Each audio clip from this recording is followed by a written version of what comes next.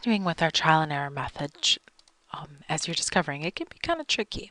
Now, the beauty of this is that it's actually quite quick if you're very good with numbers. If you can kind of get a sense of what they're going to be and how they're going to look ahead of time, then it's great. Trial and error is the best method.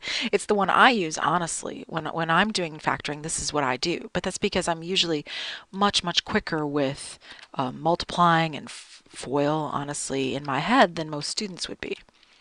Okay, now to do this, we're going to need a minus, right? So we're going to have to do a plus and a minus. Or it could be a minus and a plus. Do you see the issue we're going to have here? Because we don't know which one's minus and which one's positive. Okay, so it could be, let's try. Okay, we could be 12 and 1, or it could be 12 and 1.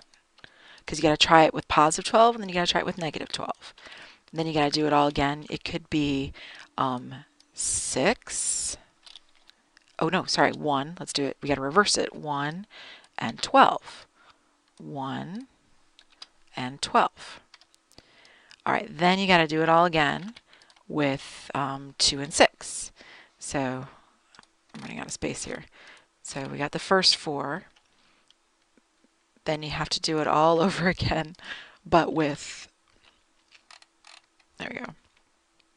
So we got to do 4, oh no, not 4, 2 and 6, or minus 2, positive 6, or 6 and 2, or negative 6 and positive 2. You see what's going to happen?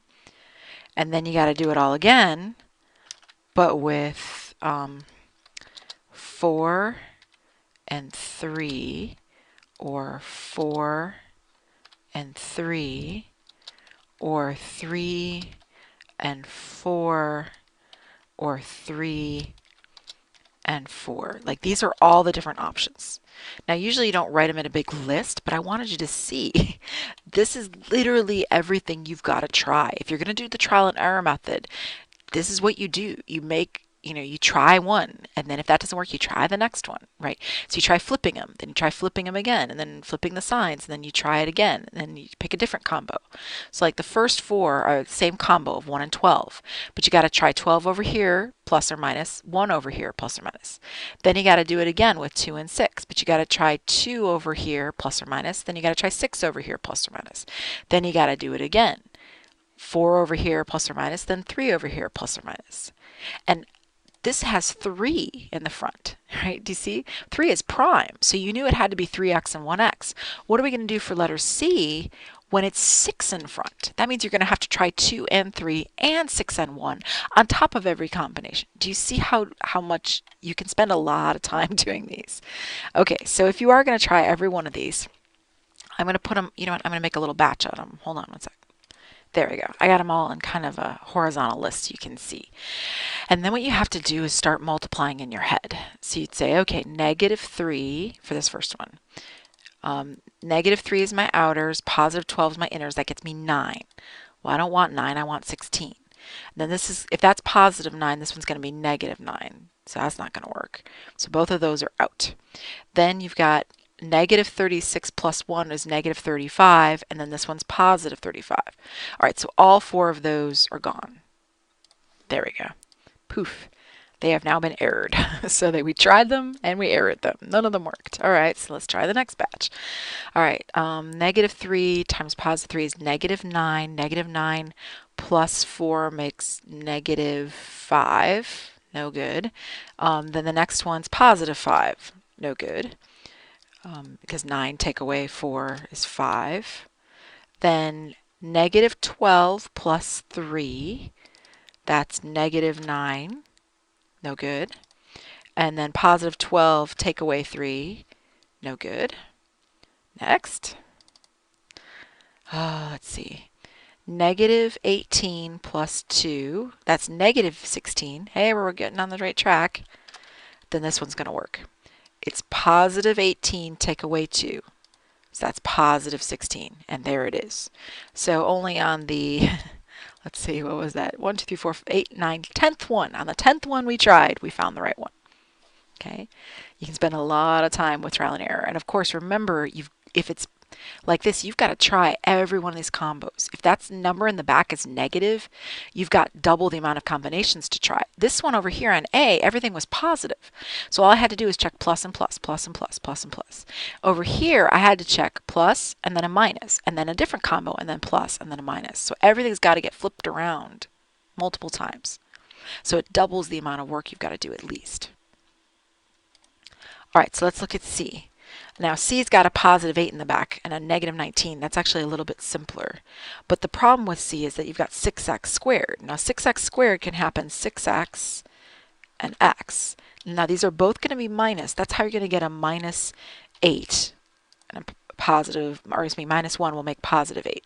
Oops. Sorry, my last video just went up.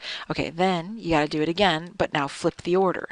So make it 6x minus 1, x minus 8. Now again, you know it has to be minus and minus because that's going to get you a positive 8 for your back term, but your middle term will be negative. All right, so then you got those two. Then you have to try 6x minus 2 and 6x minus 4. And then you have to try 6x minus 4, x minus 2. So there's a whole batch of them right there. Then you got to do it again, but with 3 and 2. So you could try 3x and 2x. Okay, so it could be 3x minus 8, 3x minus 1, or it could be 3x minus 2, 2x minus 4, or it could be 3x minus 4, 2x minus 2. All right. And then you got to go back and try to figure it out. Okay, so this one is minus 6 for the outers, minus 8 for the inners. That's minus 14, so he's no good. All right, then the next one, minus 48 minus 1. That's minus 49 for the outers plus inners. That's even worse. All right, this one, we get a minus 24 for the outers and a minus 2 for the inners. That's minus 26. That's no good. Minus 12 for outers, because 2 times 6 is 12. Minus 4, that's minus 16. No good. We want minus 19. So all those are out. Let's see here.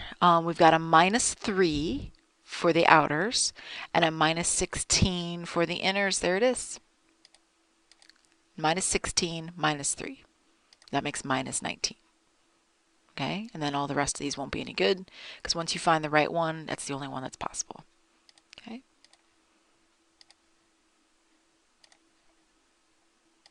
All right, last one. Okay, we got a whole bunch of mess going on here, but the thing I want to remind you is, right, take out the GCF first, if you can. Now, if you look at these numbers, can't stress that enough, right? Okay, so if you look at these numbers, 6a squared and 58, blah, blah, blah, and then b, okay, you can see that each of those terms has a b in it, and each of those terms has, well, they're even numbers. Okay, so if that's the case, then we should be able to take out, let's see, a 2 and a b. So that's what I'm going to do first. So I'm going to rewrite this. This is equal to 2b times 3a squared, let's see, plus 27ab plus 18b squared. You with me? Because 2 times 3 makes 6. 2 times 20, oh, it's 29, my fault, 29. 2 times 29 is 58, and 2 times 18 is 36. All right.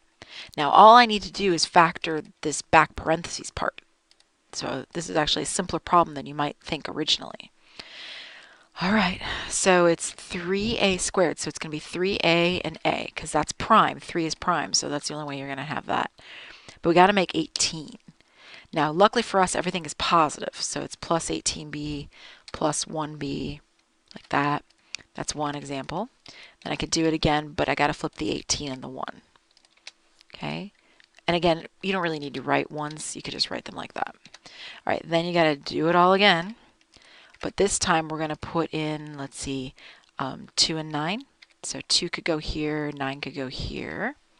Or it could be 9, and 2. Okay, there's another set of combos. Or, let's see what else. 3 and 6. Okay, so I could put 3 here, 6 here. I could put 6 here, 3 here, right? Because 6 times 3 is 18. And then 4 doesn't go into 18, 5 doesn't go into 18. We're done. Okay, so these are all the different possibilities right here. There they are. This is, I'm pretty sure. All right, let's double check and see if we can find one that adds up to, what does it need? 29 for that middle term. All right, so the first one, 3 times 18 is, let's see, 30, 54. So that's no good. Right? So that one's out because 54 plus 1 does not make 29. So this one's no good. Oops. There we go. Now the next one, we got an 18 there for the inners, and we got a 3 for the outers. 18 plus 3 makes 21. That's no good. Next one, I got a 27 for the outers, because 3 times 9 is 27, and a 2 for the middle. There it is. That's the one.